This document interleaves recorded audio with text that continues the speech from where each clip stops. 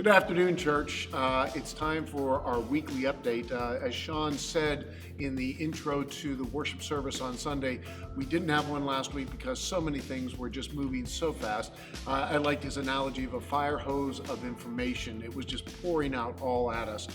We just got a manifesto, I'll call it, from our conference office, from our bishop, about reopening, and there are still many things up in the air. Sean, can you shed a little bit of light on what we got from the conference? Sure. What the conference is going to be doing is having some pioneer churches that are going to be opening before anybody else. We initially had said we were going to be interested in maybe doing that so we could get ahead of the curve, but the restrictions they put out on those churches are simply too cumbersome.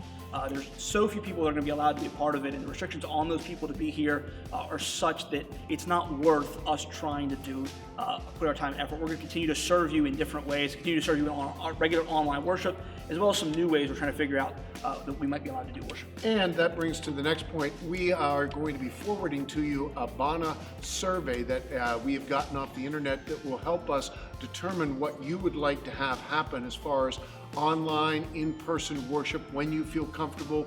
We've tweaked to make it specific for Gainesville Church, and it's going to be going out, Sean, on Wednesday with the email. It'll be in today's email that you get this afternoon on Wednesday. Also be an email on Friday. We're going to leave it open for 2 weeks, so you'll have through June 1 to respond to that survey. But please do respond to that survey. There's no shame, there's no judgment. It's a completely anonymous survey. Let us know how you're comfortable, what would make you comfortable to return, or if you simply are not comfortable at this time to return in any fashion. Let us know that as well, because that'll help us decide and discern what the best path forward, whether that's in-person worship in several weeks when that's allowed, or whether it's a drive-in worship option, the myriad of things that are before us, but we need your input and your response so that we can help decide what's best for our congregation.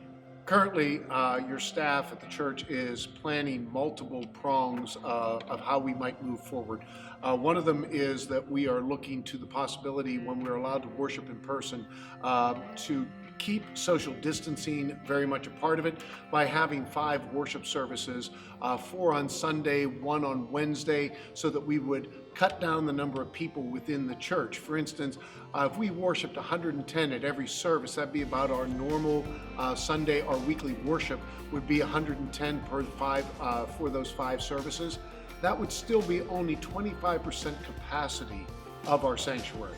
And we have other things that we put into place as far as keeping things clean, sanitizing things after each service, having people at the doors, opening doors so you're not touching anything. We really do want to make you comfortable in coming back to your church when this has gotten back to something of a new normal.